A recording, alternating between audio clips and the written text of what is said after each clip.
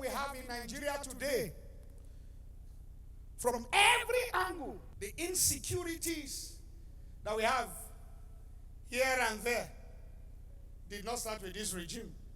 From the days of Goodluck Jonathan, the APC came and said, we will change everything. We had a president that was a general. We thought that as a retired general, we will see all the issue of insecurities degraded. We now saw insecurity metamorphosized from Boko Haram to ISWAP, from ISWAP to herdsmen, from herdsmen to bandits and unknown gunmen. It just decentralized like that. However, this present government, you campaign for this. You know the situation of Nigeria before you vote. You contested to become president, governor, local government chairman, councillors, senators, and House of Rep. So we are not going to excuse you. You know the job before you came for the job. Now you must show us that you can fix Nigeria with what is happening. That's just it. There's no excuse. Nobody is going to give. You know what was going on in Nigeria before you vie for the office.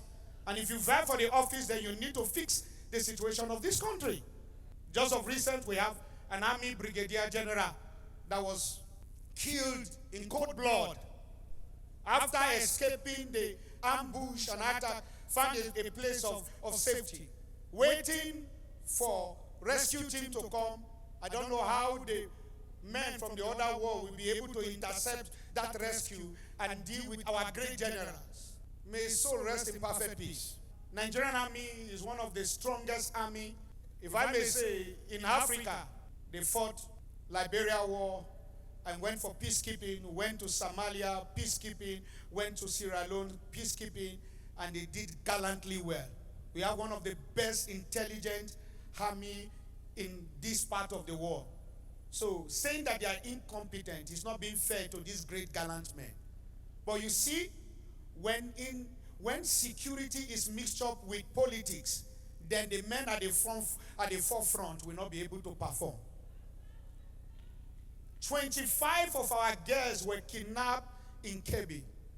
And somebody is saying there's no genocide of Christians. Somebody is saying there's no genocide of Christians.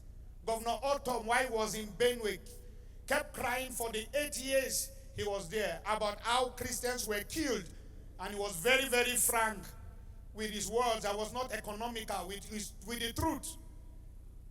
I want to plead with the current governor of Benue State. I love him. He's a reverend father. And I know he's a man of integrity. Do not allow them pollute you. Speak the truth. People dying are not animals. They are human beings. It's better you be a one-time governor, but you tell the truth, than to be a two-time governor and lose your conscience. It's so bad. In Kwara State, we have about 37 Christians.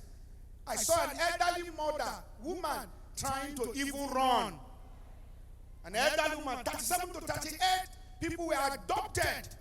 And I learned that they were demanding 100 million ransom on each of them head. And this is a CAC church, Christ Apostolic Church.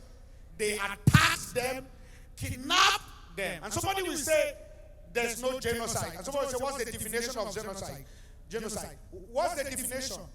When there is a mass cleansing of an ethnic group or a religion or a race. What do you think is that? They attacked the church and adopted people who went to pray. It's pathetic that in this country, we are staying in this country and have people who are some of our leaders who are voted into powers. What has gone wrong with the security votes that are given to our governors? What are you doing with it? Are you eating it or providing security for all lives and properties?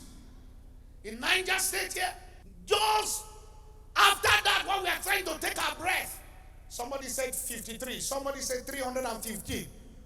Lives again. How do you carry these guests? Where are you passing through that they are going that nobody can intercept if there is no collusion? God is watching you. Whether you are APC, PDP, NCC, ADC, every political party, every political leader in this country, and all corrupt security men. God is watching you. God is watching you. Macbeth as mother sleep, and Macbeth shall sleep no more. The money you take from all this manipulation, you will not live to eat it. Somebody will say, Christians should not talk. We should keep quiet. When our lives have been threatened, we should keep quiet. When we can no longer sleep, and when we are worshiping in the church, we are looking left and right. You say we should keep quiet. That devil is a bastard. We will not keep quiet. There is insecurity, and 95% of the people that are killed are Christians. I don't pity our politicians. You campaign for it, then fix it. I'm not a blind prophet. I'm aware, as a prophet, that what happened 2015 is what they are trying to repeat for 2027. You want to destabilize Nigeria, bring machineries from outside, claim lives just to grab power. I'm not a sympathizer of this current government. I don't belong to any political party. But the truth must be said. Any politician that feels the innocent blood of Nigerians is what you want to use to do politics, your children will pay with their life. How did we come to this level? Is when there is no justice, no equity, no fairness, when there is imbalance in the three-tier of government, when there is no autonomy of the judiciary, where the judiciary and our judges can no longer pass judgment without interference and without manipulation and without political pressure or without financial inducement. That's where we are. So many people who feel they are supposed to see the judiciary as the last hope of man are beginning to lose faith in our judiciary system. Do I believe in Nigeria? I believe in Nigeria. Do I believe we have veracious judge, impartial judge? We have them. But it will take men with integrity to stand tall in the current condition of Nigeria today. I will not want to blame any judge, but I want to say this. When I look at the judgment that was passed on Nnamdi Kanu, okay, fine. If you want to pass your judgment, pass. But you see, what is equity and justice? It is when we balance things, when we do things. How? There was Sunday Igboho from the Western region who was a strong agitator. You will grant him pardon. Then we have the Boko Haram and all the repentant ISWAPs that you say they have repented.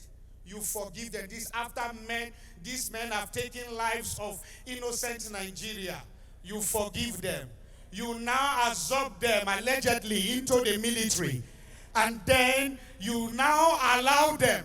Then the one that have not killed, you only talk.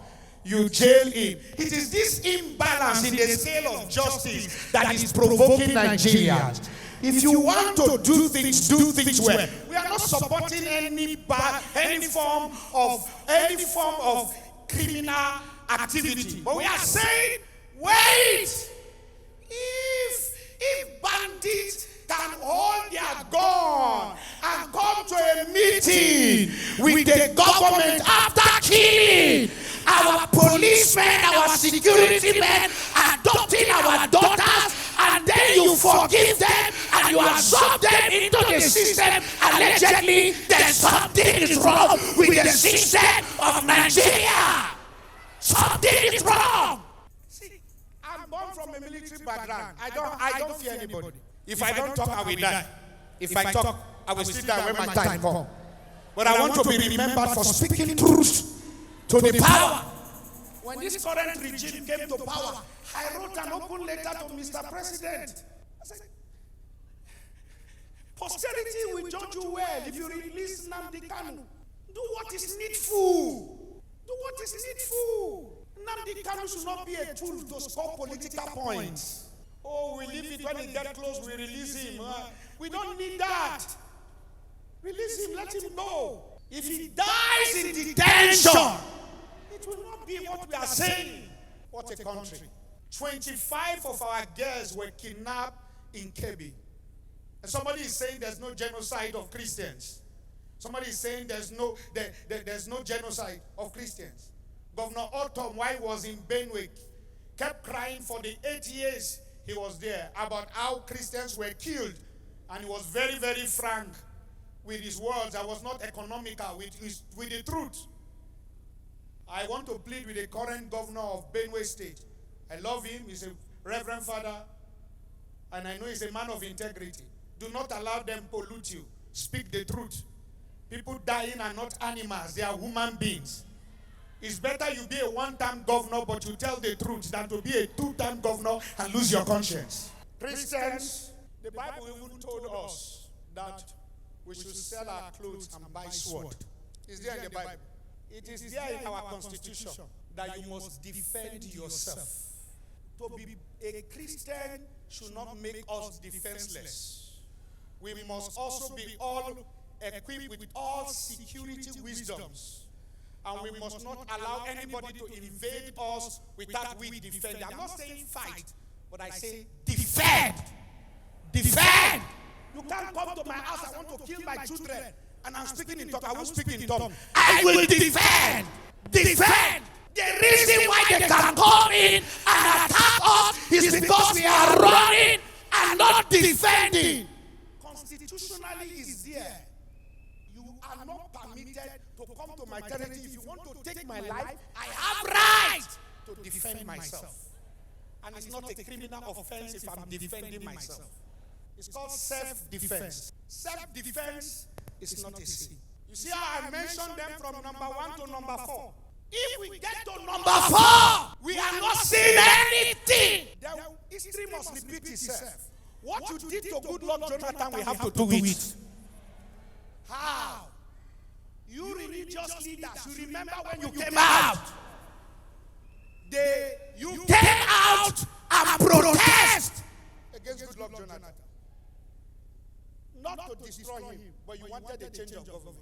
If from number 1 to number 4 is not attained to, we can't see that. Prayer will not solve this thing. It's not, we have been praying. Am I calling for an attack on the government? No. We have right to civil protest judiciously. We need to pressure this government to understand that the life of one Christian is important. I'm not speaking with two sides of my mind. You want to arrest me, you arrest me. I will speak. There is problem in this country. And Christians are dying. Nobody should keep quiet.